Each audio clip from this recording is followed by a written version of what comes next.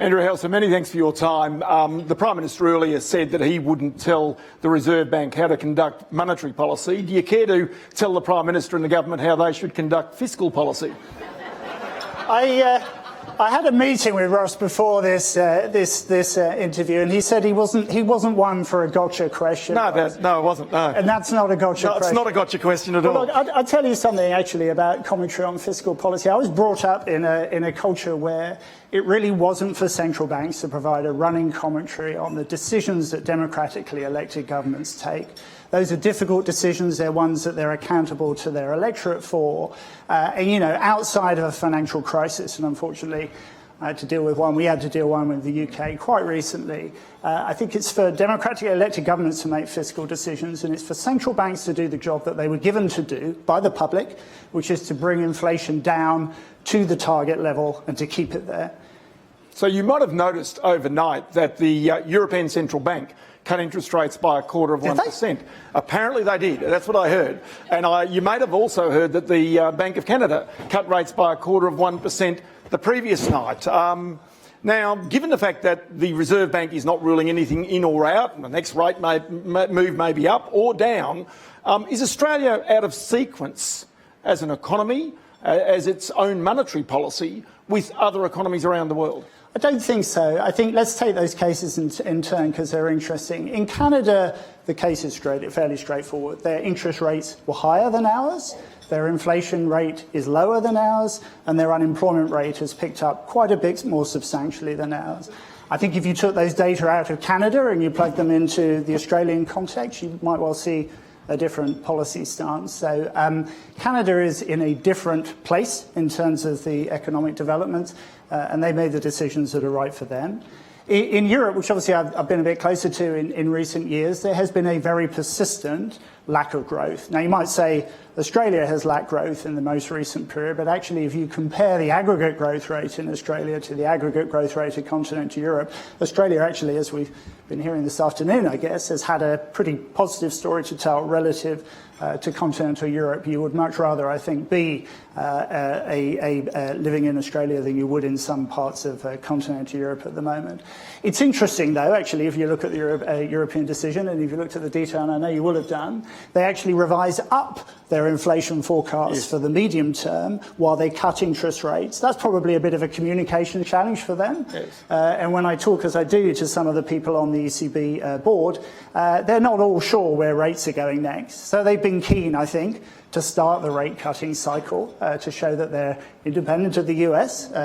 But whether that goes a lot further and where it goes from here, I'm not so sure. And maybe to preempt your next question, but I shouldn't do that. But I will, Ross, because I can see your notes. We all have the same fundamental challenge, which is that inflation has been sticky on the way down.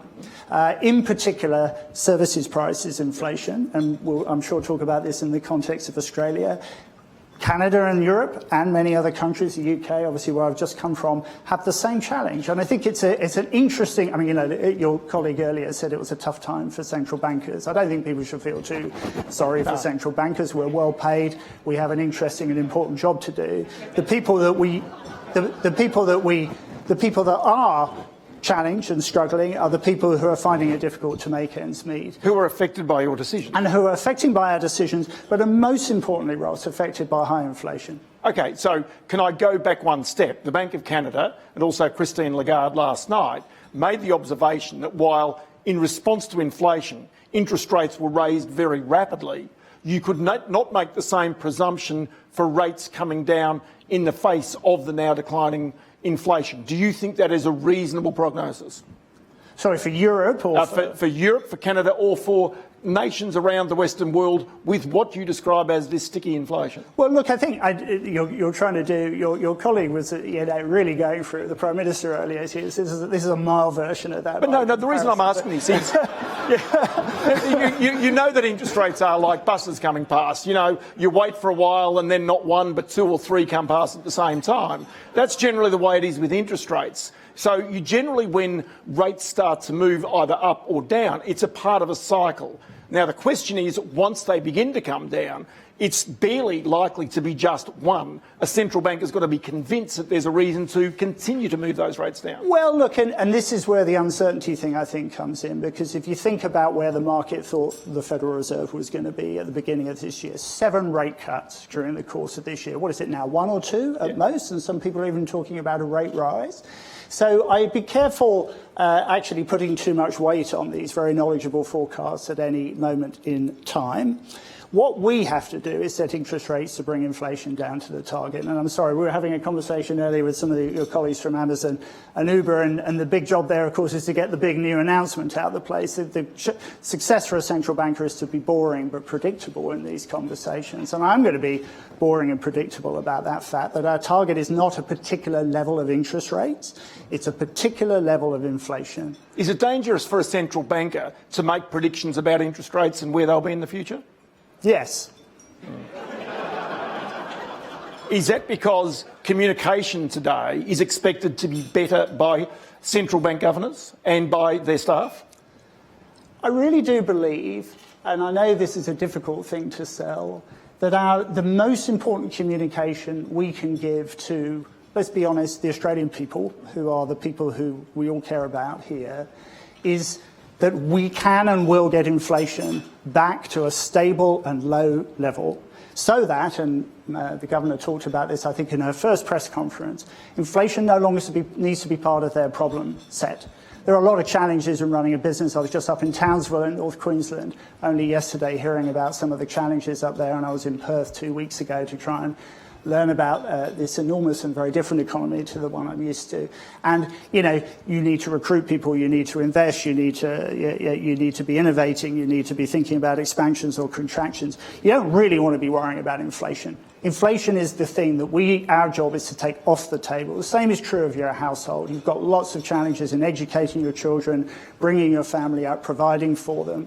Having something called inflation that you can't control and gets into every decision is incredibly toxic. I actually think central banks, when inflation picked up a couple of years ago, forgot this for a little period of time. They forgot just how crucial inflation has played as a role in long history. I mean, without wishing to be hyperbolic, it's caused wars. It's caused genuine breakdown in society because it is the most unfair form of economic development that I think you can really think of as developing. If you're on low incomes, if you're on fixed incomes, if you're struggling to make ends meet, inflation is a toxic thing you can't do anything about. So it's that I think we need to give people reassurance about, not that their interest rate will be at X, Y or Z. Okay, so bring it back to Australia. And here, the monetary policy, the interest rate increases were not as aggressive as other parts of the world, yes, as you've already observed. And now we've had the message that Australia will bear a higher rate of inflation over a longer period in order to try and maintain employment because of the dual mandate now of the Reserve Bank to look after inflation and jobs. Now, those two things can run contrary to each other from time to time, and maybe are now. So the question is, the glide path down for inflation, is that something that's really been tried by many central banks before? Well, it's interesting because when you think about where, for example, the Bank of England, which I know more about, thought inflation would get to when inflation first picked up, of course, they thought it would rise very sharply and then fall very sharply. So ex ante, as it were, ahead of time, the central bank was pretty clear that that would be a blip. I think it was called transitory, project transitory. There were similar messages here as well. Online called about that. Clearly, that proved to be wrong, and not just in the UK, but as you say, here and elsewhere. And we've all had to live with the fact that inflation has been much stickier, not just in the last few months, but in the last few years, as your colleague said at the beginning. We are living with inflation above target for years, not for months. And the thing that central banks and all of us have to be particularly worried about in that context is clearly that people start to think, well, hang on, maybe these guys don't mean it when they say they're going to target 2, 3, 2.5% in our case inflation. Maybe they're secretly targeting 3 or 4 or 5, or they're not very competent and they're not going to do it. And at that point, when expectations start to rise, if they do long term, they get built into wages, they get built into prices, and that becomes a very, very difficult situation. And then to get rid of it from there, what does the central bank have to do? Now, just to be clear, we're not in that situation in Australia at the moment. We monitor inflation expectations and measures very closely, so do you, and so far they have been well anchored. And so in terms of the strategy you describe, we have so far managed to get to the point where inflation expectations are well anchored, despite the fact, as you say, we have very consciously been seeking to bring inflation back at a gradual rate to protect those employment gains. And without wishing to sound like a politician, and I have a little list of things that Australia does better than the UK, because I'm expecting this question, it's not that little actually anymore. It has economic things on it, has political stability as well. Three prime ministers in the last 5 years. Well, how about 5? And one of yours hasn't been, none of them here yet have been likened to a lettuce. Let's be honest about that, shall we? But on your question, we are trying something slightly different here to some other. Okay, so I just want to get to this point. So you believe what is being tried here in Australia right now is something different to what is conventional monetary policy theory by central banks in other parts of the world? Every country has its own objective, to use technical term, objective function or your objective. Yes. So in the United Kingdom, our primary goal their primary goal is to bring inflation back to target, and subject to that, to support the government's other goals for growth and for employment. So it's a first priority, second priority issue. Yes. In Australia, it is a more balanced objective. That is obviously quite similar to the objective in the United States. So I don't want to say I think that Australia is on its own. I think every central bank is seeking to bring inflation down in a way that maximises or minimises the losses to employment and to output. We have a particular weight on that strategy. And to be honest, so far that strategy has worked. But it's a narrow path, but it has worked. Because I want to go to this narrow path, because traditional monetary policy from central banks would be go hard with interest rate rises, you can crunch your economy potentially into recession, unemployment rises, and eventually then the inflation comes out, you can cut interest rates. Well, I disagree with that, Ross. I don't think that is, or you may say traditional, maybe that was true in the Volcker area, for example, in the US. But I think we've learned since then, and most, if not all, central bank mandates include the idea that if you do the kind of thing you describe and really go macho on growth, you are going to bring inflation down, for sure, but you're going to keep bringing inflation down to zero, to negative. And we know that, actually we talked about, inflation being costly. There's one thing more costly than inflation, and that's sharp deflation. Right. And so your kind of strategy, if I may, the hypothetical strategy you described, is not a sensible strategy for any central bank to do, because you'll bring inflation to target and then you'll keep going. And I think that scenario, and there are other scenarios, I see Warren Hogan is here and he has a particular view about rates, which I'm sure, we could debate. He offered to come up here instead of me, actually. Yes, that's right. You didn't take that offer. You can have different views about how aggressively you want to close the so-called output So gap. is what Australia is doing right now, the central bank, is it so different? Is it? No. You mentioned it was different, though. You mentioned it was on a different path. Well, I think, look, let me put it this way. The employment gains in Australia have been impressive. 2.7 million jobs created in the last decade. That compares to 2.5 in the UK, an economy 3 times as large. It is probably fair to say that there is some secret sauce here that it is worth being particularly protective of. Yes. So I would say to that extent on growth as well. The periods of negative growth in Australia have been 1, 2, 3. In the UK, I think 12 in the past 20 years, quarters of negative growth. Those are things worth celebrating. They're things worth protecting. But no, this is not some sort of radical strategy off the mainstream, off the grid. This is core central banking. But respecting Ross, and I'll end on this point, the objective that the Australian people have given us, the Australian Parliament, the government, the Treasurer, that is crucial, because central banks are unelected officials.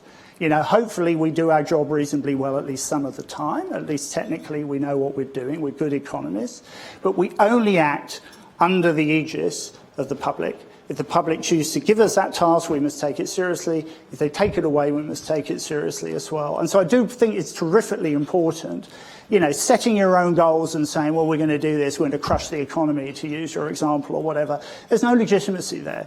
And ultimately, central banks will not continue in their role if they set their own goals. Those goals are for politicians to set on behalf of the country.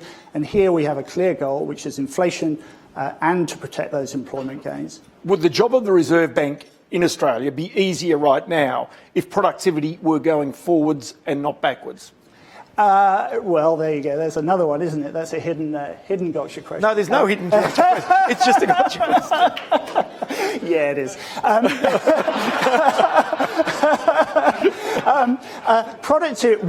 Relatively weak productivity growth is true across the Western world. Yes. Even in the United States, which is an interesting counterexample at the moment. Actually, productivity growth has only been strong for a quarter or two. If you look at the average growth rate over the most recent few years, it's materially below what was there. But wasn't all this technology supposed to improve our productivity, make us wonderfully more, our output to be significant per person? What happened there? You mean AI or what? All of that. It's all coming, everything that we've had so far. It's interesting, isn't it? There's a fascinating paper that looks at when did the productivity growth really kick in when we switched from horsepower to internal combustion engines. I'm going back a little bit. A little bit. And the truth is that what happened first of all was that people took engines and they just replaced the horses in factories. And so when the horse used to go round and pull a bar, they put an engine pulling around a bar. Turns out that's not the best way to use an engine. And it actually took a generation to learn how to use that new technology effectively and get it into the productivity data. My personal view is that was the same for these modern technologies as well. The diffusion takes longer than you think when you really have to integrate it into businesses. And so I think, look, that is a big challenge, and maybe the US has started to see that pick up, or maybe they've just got lucky. I think also we've had some really interesting interactions with immigration, which is obviously not just true in Australia, it's true in the US, in the UK, in continental Europe. And we had some interesting questions about the hangover from COVID and working from home, and we could go on for hours about those various trends, couldn't we? It's true, isn't it, that for economies to be on a long-term sustainable trend, we need productivity to improve. And it's true, too, that if that's part of the mix, it might help at the margin for wage growth to be higher without posing inflationary challenges. But those aren't things, I think, that the central bank can directly influence. They're things we need to understand, they're things we need to model, they're things we need to work with government on to analyse. But productivity growth is for the economy and for governments to drive rather than the central bank. Of course. So the final question really to you is, and this would have been almost the first question normally, take the mickey out of the Englishman who comes to Australia and how wonderful is it and how about the sport and all that type of thing. No, that wasn't it. I was just simply going to ask you. Didn't you just do that then? Oh, no, I didn't. I was going to ask you about just one thing. Being here now in Australia, seeing the economy as it is versus the UK, just the settings there, where is it better to live right now in terms of a citizen, in terms of a business? You've been in both, you've spoken to a lot of people in both places, and just why? Unfortunately, I think Sky runs in the UK, doesn't it? So I'm probably in trouble here. I'm in the right place. The UK economy is in a very challenging position at the moment. I know that there has been a debate here about the debt stock and the sustainability of the fiscal position. Go and look at the UK. Go and look at the US for that matter as well. There has been little or no growth in the UK since COVID. When you do the charts of the level of growth and the recovery post-COVID and the big V, the UK is just tickling along at the top level that it got to before COVID. Australia surged forward on that. In terms of employment growth, as I say, jobs created here have been significantly larger. I've made the right trade. I'm only here for 5 years, but I'm hugely glad to be here. And I think some of the positive stories about the medium term. I like your arrows going up. I'm not quite sure where are they going. Right. Which part of the world are they just going? Keeps going. Okay. That's it. It's like China, Elon. It's like Elon Musk. Anyway, don't worry. It just keeps going up. You might want to get the graphic designer to look at that. But the opportunity here was one of the many things that attracted me to the job. And as I say, we haven't talked much about what I learned when I was out and about the last few weeks, but it was been really eye-opening. And some of those stories about the growth future of Australia, I don't know if they will come about, but they're exciting and interesting, and I'm glad to be here to learn about them. Well, a part of the new mandate for the Reserve Bank is that it communicate better with the public and with business. And in Andrew Hauser, I think you've just experienced that new era of communication at our central bank. Andrew Hauser, many thanks for your time. Thank you. Thank you, Ross. Thank you, Ross. Thank you, Andrew.